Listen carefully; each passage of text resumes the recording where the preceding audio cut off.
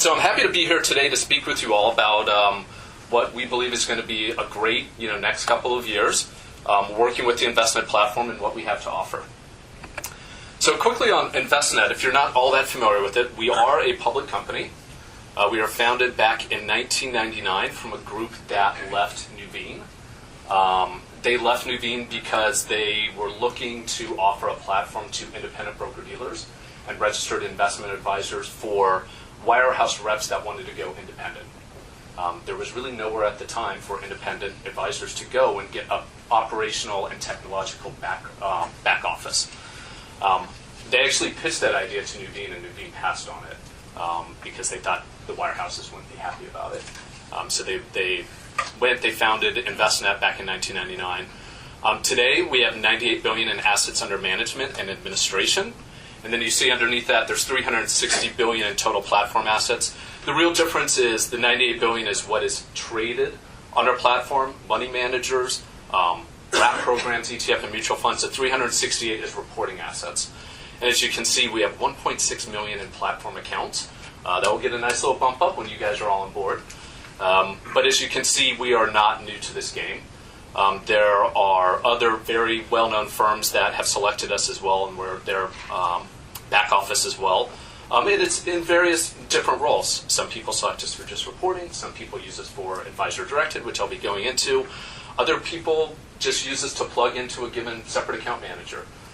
There's varying different ways, and I think even among the people in this room and the people on the phone might be plugging into Envestnet in different ways as well. We do have over 500 employees now. Our headquarters are in Chicago. We have a sales and marketing arm in New York. Boston is via a firm called FundQuest, if you remember them. We bought them out a couple years ago.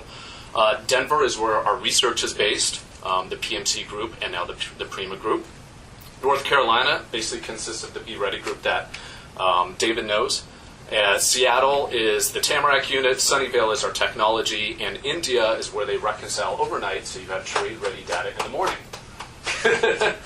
And they are not outsourced people. They are Envestnet employees. It is a company that we bought, so they are employees of Envestnet. So these are the 4 points of the wheel of our advisor suite that I'll be going over today. Just so you all know, in the interest of your time, there's only about 10 slides here. You don't have to worry that it's going to be an hour of nonstop slides. I'm going to be pointing out each of them, but what I'm going to start out with is the reporting, because that's what you guys are starting first in the bottom left. Each of your advisors will be having our performance reports. They will be ready with the close of business from the day before. So if you're running an ad hoc report of how have I been doing as far as unrealized gains loss, realized gain loss, performance to date, quarter to date, that is all going to be at your fingertips through our website and also through our app, which is going to be launched very shortly. So you'll be able to go on your iPad and launch in. The next iteration of that app is actually going to be an app that we create with the Spire brand. So we will just say, hey, you can tell your clients to go on Amazon Marketplace for the Spire app. It's actually built by Envestnet. And be able to go on, and it's all Spire labeled. No one knows that Envestnet actually built it. That's obviously optional, so if you don't want it, don't have to do it. But I think it's interesting, and we're getting a lot of advisors who are excited about that. So the reporting is where we see a lot of advisors, where the need is. Right? Everybody has to report on assets. Everybody has to do quarterly reports. And a lot of advisors are really selecting Envestnet for that, for the data integrity and for the speed of the data. Any questions on the reporting at all? I think the only comment I make about reporting, guys, is I mentioned this earlier.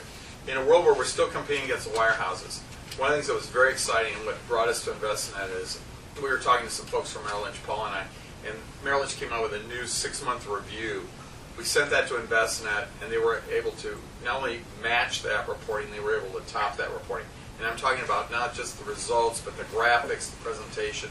And this is where you guys don't have to cower it all to anybody really in the marketplace when it comes to the look and feel of the reports that people are going to either be able to get online or not. So that's one of the real big things is compared to those dog butt Albridge reports, we actually will have some great three-dimensional type graphics, presentations built to your specs per client. So. Yeah, I agree. I actually remember when you sent it over, but our performance reports, they were launched In Q2 of last year, they look really, really nice, and I agree. They will beat the Wirehouse reports any day of the week, which is the graphics. We do have samples, and we have those that we can email you as well. I have them. I can send you a sample. Yeah. So I'm going to jump over to the bottom right, the manage. And really what I would say about the wheel is advisors work in different ways. Some advisors, and most of our advisors that we see do what we call advisor-directed, where they're building portfolios of stocks, or sometimes portfolio of ETFs, or sometimes portfolio of mutual funds, or all three. Advisors can go in, build a model on our site, and that is directly fed to the custodians that we work with. So it's direct through. You don't have to upload it to a Schwab trade file or Fidelity trade file and so forth. You build the model, you do the proposal, you kick it out, it goes right to Schwab. Steve, were you going to add something? Yep. Okay. So to give you an idea, yeah, it's easy. There's two different ways you can do it. You can build a portfolio as you go, or you can build what we call one-to-many models. So you can say build 7 models from, a 20/80 all the way up to a 100% equity model. And as you have those there, you can, as accounts come in, you can point them to those models, which is nice, and a lot of firms do that. Or you can build a model for every client that comes in the door. It's easier said than done, the one-to-many, but some firms have been pretty successful at it, built on a risk scale. So it's nice. You build the model, it generates the proposal. The proposal does pre-populate the custodial paperwork, which is really nice. And once you submit your risk basis and you're signed off on there, the trades, when you're ready, go right to the custodian. So it's all straight through processing, which is great. And so this is basically what it looks like, and a page where the advisor directed goes. We have, Envestnet has the risk scale, 7 different points of risk scales from capital preservation all the way up to aggressive growth. We will give you options of suggested allocations, so that's Envestnet's research group's capital markets assumptions. You can do your custom allocations, so if your firm has your own allocations, those can be built in. And then also as you go. So no allocation specified, you want to build it as you go through. So any number of things. Yeah?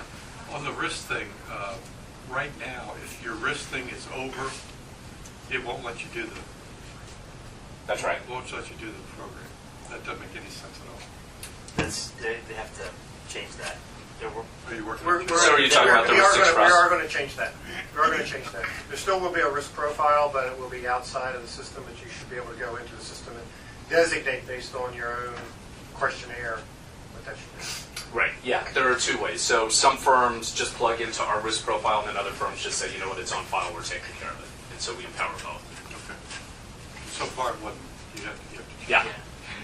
And this is also getting a refresh as well. So this is what we call our old interface. The new user interface is all going to look very similar to iPad apps, where you can swipe through and create.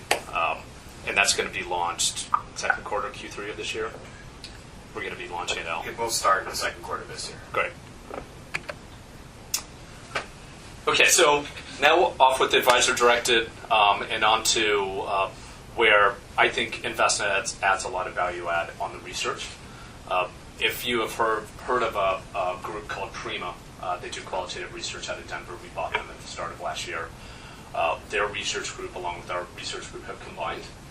So it's the best thinking of both worlds. They do research on separate account managers, on fund strategists. It's really sort of elegant way of saying wrap strategies, mutual fund wrap strategies, ETF wrap strategies. And you can call in and ask our consultant saying, hey, I want to start getting into ETF wrap strategies. The Russell strategies look good, but I don't have time to do the research on the strategies and which ones might be suitable for my clients. We will help you with that. So we'll say, here are the options. If your client is moderately aggressive, we would look at these. Might give you some other options as well. But I think that's some of the value add, where you can spend time really sitting with your clients, going out and getting new clients, and leaving a lot of the research decisions to people like ourselves who are doing it on a daily basis. So we'll help you with risk assessments on that client. We will look at the existing portfolio. So if you have an existing portfolio and you say, hey, we're trying to get this client from Merrill Lynch, from a Merrill Lynch broker, what would you suggest? Actually, Danny and I are working on this for a client out of New Jersey. And the person has $10 million, or the advisor has a client coming in with $10 million. Here's the existing assets. What would you guys suggest to win this client for us. And so our group today is basically going to go in there. They're going to recommend some separate accounts, probably throw in an ETF wrap strategy for the liquid alt space, maybe some laddered bonds, and say, here's, in the beautiful proposal system, here's what we would recommend versus the existing allocation, and you're able to see, exactly what's the risk of the current portfolio, what's the risk of the new portfolio, where we expect it to go. It's nice. We'll even show the differences in fees and whatnot if you have that detail from the existing account. So those are the added value things that we can do, as a new service probably for your clients. Just to give you an idea of the strategies and products that are on the system, there are more than 300 money managers and 900 strategies. That's in the equity money manager space. And then we also have additional strategists. And again, those are the ETF wrap, mutual fund wrap. That's where we're seeing, it's amazing, the majority of the business back in the day when I was an RA, we never did those, but that's the biggest growing part of Envestnet. So firms like Russell and Barris, Weatherstone, Brinker, you go across the board and you have, anywhere from completely long short strategies to, to absolute return to 100% equity, tactical, strategic. Any of those firms that are out there, that are on our platform, you would have access to. And if there's firms, and this still does happen, it doesn't happen as much these days, but if there's a firm that you have been using, say, for example, at Schwab, but is not offered on the Envestnet platform, we can approach that manager and see if they would want to be included. Envestnet doesn't say no unless there's a compliance issue with that firm when we do a compliance 11 check on them. It typically is the firm saying, hey, we don't want to be part of Envestnet. That rarely happens because they want the distribution. It usually has to do if they have option strategies wrapped in there, short strategies, anything that's a little sort of oddball for our trading system that can't handle it. But bonds, equities, ETFs, all that's normal, all that's accessible. Any question on access or? Okay. Real quick. Sure. Minimums can run as low for fund strategists as low as 20,000. Separate accounts you can start getting at 50,000. And what I haven't mentioned is our Unified Managed Account program, which is sort of a subset of the SMAs. They're almost the same these days. UMA, you can access all the managers in one account. The separate accounts are obviously going to be their own individual accounts. I'm a big proponent of UMAs, by the way, so I don't know if you've looked at them. Happy to do a webinar just on Unified Managed Accounts. I do it all the time, but that's really where I'm seeing the industry go as far as equity managers. Why open 6 accounts when you can open 1? And you can wrap mutual funds in there, strategists, everything you really can put into one account. And we still report on the sleeve, so you still see how that manager's doing versus their benchmark and so forth. This is more on the invest. There is a portion of Envestnet where we have some proprietary strategies that our Prima group has created along with Envestnet's original research group, which is PMC, which we do some liquid alt strategies. We do what I would say plug and play Sigma portfolios, where that's really, you have your risk scale. You saw those 7. We match those 7 with the mutual fund wraps. You can just say, hey, I want moderately aggressive plug-in, and it's actively managed. You have a question? No, I was just going to say, and we also, I'm not sure you're going to get to it, but you were talking about the ETFs and UMAs and stuff. There also is a, Steve, a no-load mutual fund for your smaller accounts. For smaller account, small accounts, more of a wrap product. And a no-cost mutual fund wrap basis. For, we were always wondering, what do we do with these smaller people? If you don't get rid of them, what do you do with them? We finally have a really good solution for that can be modeled. Yep. You can drop them right in, multiple managers, multiple mutual funds, and it can just kind of take off. So it's a seal when you only seals people once a year. It's kind Right. of done. No platform fee. Right, no platform fee. There's no out-of-pocket for the advisor or the client. And the performance is good on those strategies. I'm from, like I said, the convergent wealth. I've never been a big supporter of proprietary platforms or something that's not open architecture. The difference is this is open architecture. It's just one of those other options that happens to be our own research group. I would suggest looking at them. We have advisors that are very successful in those because they're easy. You say, hey, we're moderately aggressive. Here's the same one that's no fee. Plug into that. It does all the allocation for you. It actively trades it. Clients love it. Advisors love them. Just a quick background on our research group. So 35 total staff, 25 investment professionals, and 13 are CFAs, PhDs, and JDs. Highly experienced. We basically, with the Prima purchase, we doubled our original research staff. It was nice to get, so we had our own quant sort of thoughts, leadership, and then Prima came in with their own. Prima worked originally with higher-end RAs in the bank channel, so it was nice to get sort of their expertise on that side, our expertise on the independent broker-dealer and the RA side, and merge them. And what they come up with is an approved list. So you'll have an available list on the site, and then you're going to have an approved list, and that approved list is from that combined group of Prima and PMC. They will do recommendations on separate accounts, the alternative investments. So when we're saying alternatives, it's in liquid form. So those are mutual funds that are alts, it's ETFs that are alts, and they will put in strategies, so baskets of those. And then fund strategists, which I said is the biggest growth part of our assets under management. Skip that. I think there was a really nice graphic on here that's not translating over. It basically shows our due diligence that there's a quant screening first. It's going to pick out, we have 6 points of both risk and performance. It's basically, if you're in the top 20% of your peer group, you will be on the approved list.